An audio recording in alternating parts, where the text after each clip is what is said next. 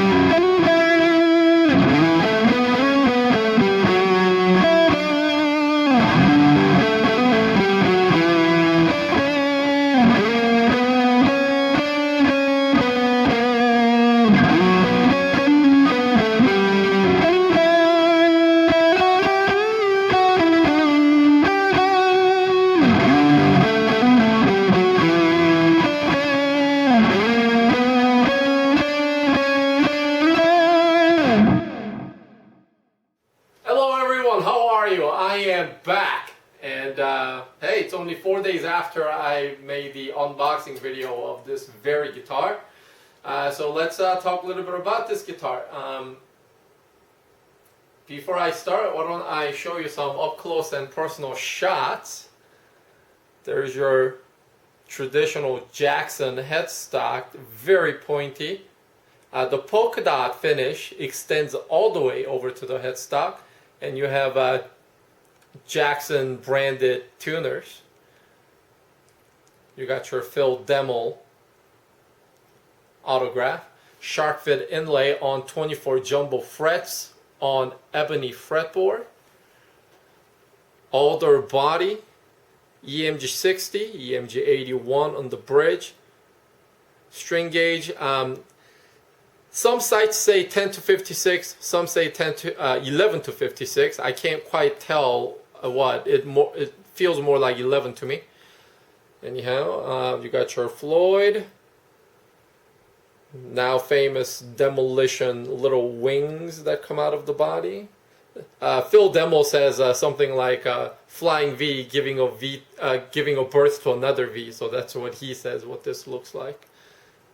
Very, very sharp body finish, and your through neck construction is shown in the back. It is not set neck. As I mentioned earlier, this on the site says quarter sawn maple. Well, I have no way to confirm that because it's been painted over, so I can't tell. Made in Japan. Super solidly built guitar. The finish, the glossy finish on this is just second to none. It's almost like the liquid glass finish that I'm accustomed to seeing from like a PRS guitars. Super shiny, very glossy finish. Alright, so let's take a step back. Now, some of you might have seen the unboxing video, some of you might not have seen the unboxing video. So parts of this video may be somewhat redundant for those who watch the unboxing video. This guitar is something that I've been wanting to get for quite a while because of a few things. One, I'm a huge fan of the band Machine Head. I think they picked up where Metallica left off after the possibly the Black Album. Since then, things have kind of gone down, if you ask me. But I think the band Machine Head picked up the ball of that genre of music and really took it to the next level with the album Blackening, as well as the newest release. So anyhow, I'm a huge fan of the band Machine Head, and their lead guitar player is Phil Demmel. And he has a signature guitar through Jackson called the Demmelition, which is this body shape. So typically you get the Philly red with the black bevel, or the black with the silver bevel, like Oakland Raiders, because he's a huge sports fan. But at some point in the past, I came across the fact that Jackson was putting out the Demmelition in this finish. And that's when I said, wow, that is something that I really want, because not only I've been wanting the Demmelition, but because Randy Rhoads happens to be my very favorite guitar player of all time. Old and new, classic or modern, doesn't matter. Randy, to me, is the, my favorite player. Obviously it's a subjective. God has taken him away a little too early. Just imagine all the music that Randy would have produced had he still been alive. So it's very sad. Anyhow, so Randy was known with, white Les Paul Custom, as well as the, Sandoval Harpoon guitar, finished just like this, black body with the polka dots. So you can see that guitar, very guitar, in the music video of Crazy Train, because that guitar is flying like this on top of a railroad as if it's a train.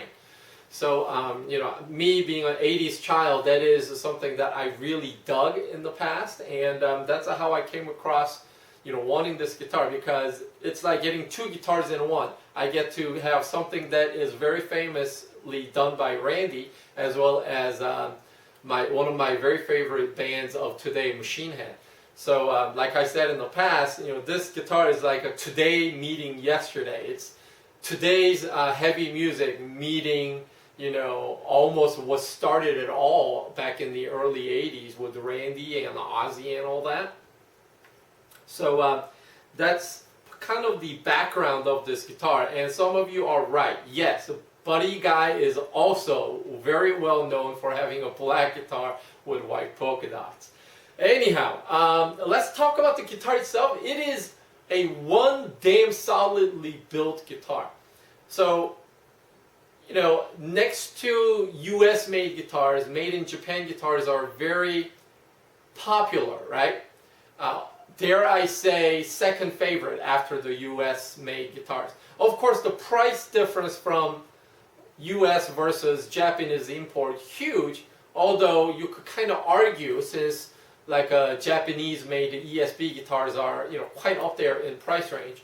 But this guitar right here epitomizes the Japanese import affordability plus the spectacular craftsmanship that you get from Japanese-made guitars.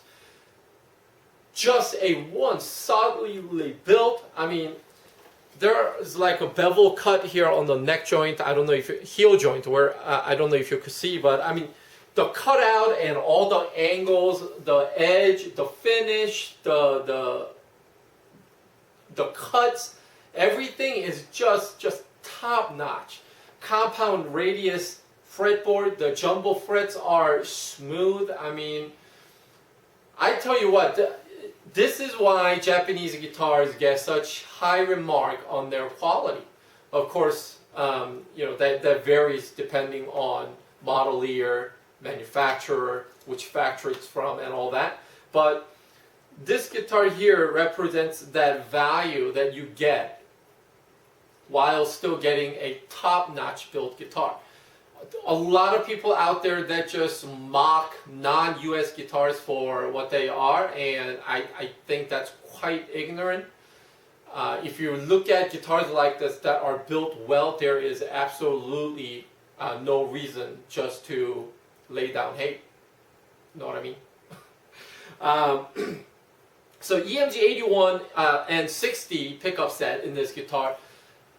On the older body, what's quite funny is my Kirk Hammett 602 guitar is also older body with 81 and 81. So if you just compare the bridge pickup, you're looking at 81 EMG 81 on the older body, and yet they sound vastly different. Even with taking into the consideration that they are tuned differently, because this thing ships out of the factory with the drop B. I don't believe it comes drop B plus 40 cents like way the Machine Head guys do it. But when I got this guitar out of the box, if you watch the unboxing, the strings were a little bit out of tune, but it didn't take much time to actually get them in tune. I thought they would be horribly out of tune, but they were still reasonably within the range. And this guitar, if you look at the pictures that I showed in the front in the beginning of this video, as well as when I walked it up to the camera, you see the like a close-up shots.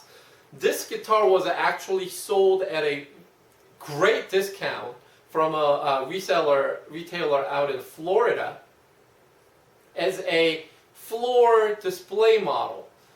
Now, I have a thing about not buying a floor display model because they get, you know, molested on the sales floor. And if you have been to Sam Ash, Guitar Center or whatnot, you know what I'm talking about.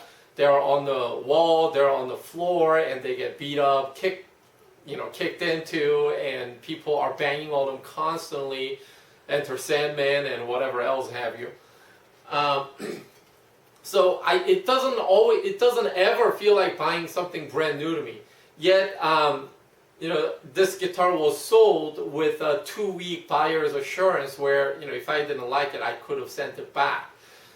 So I did go ahead and bit the bullet and bought it because it was like $500 off from the normal price of this guitar sells right around $13.99. Some places have it at like upper $1,200 range, but that's about the price you could expect to pay. And I saved a lot of money for buying a display model.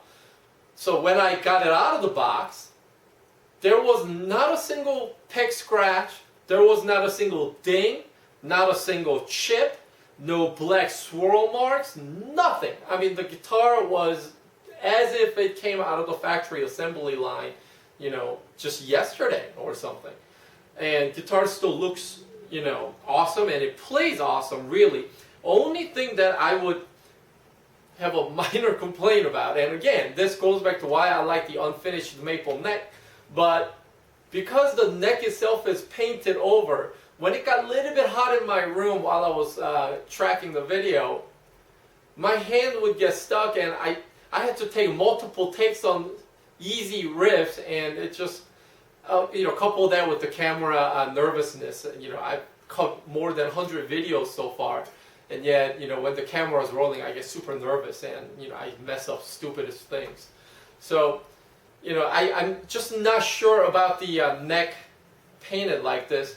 Coincidentally, I saw Phil Demmel interviews where he's reviewing his gears, and His actual guitars are bare bone maple back here. They don't paint his guitars. So I wish this guitar also would have come unfinished like that. What else can we talk about? Oh, also, very huge important thing. On Jackson's website, you will notice they say master tone, master volume. But no, if you watch Phil's interview videos, as well as yours truly, there is no tone knob on this guitar. Now, Phil comically, with humor, with zest, says, you know, no metal player ever uses tone. Well, I don't know whether that's really true or not, and I'm sure that's not true. I'm sure certain players do use the tone knob. But this model of guitar, Phil Demo signature Demmelitions, do not come with the tone. So, what's important to identify here is, hold on. What's important to know here is this knob right here is the volume for your neck pickup. And the one down below is the one for the neck pickup. So basically his reasoning is that the neck pickup he uses less often, therefore he put it farther away from his picking hand, and this volume now being close, you could do volume swell with your pinkies easier, so on and so forth. So that is the layout. So when the Jackson site says it has tone control, it does not. And then going back earlier, I said something to the. I said that, you know, guitar looked spectacular when it was out of the box, albeit being a display model. There was one issue which actually even the guys that were at the unboxing video live show didn't get to see. The neck volume pot was loose, so this was free rotating like this. And only thing within the cavity that was catching it from falling out or going 360 was the, you know, soldered on, you know, the wires within the cavity. So I had to take the knob off and tighten the potentiometer. That was the only thing that I had to do. Obviously, not a big issue, no big deal, but that was the only, you know, blemish, if you want to even call it that. Obviously, it doesn't impact the overall appearance or the playability once it's, you know, locked in. So that is the quick guitar chat for this round of Jackson Phil Demo signature. And next video might be, I don't know what next video is going to be, but there is another guitar that I have my sights set on. It happens to be a V. So if that comes in on time, depending on how busy I am, perhaps I could, that might be the next video. So until next time, you guys all take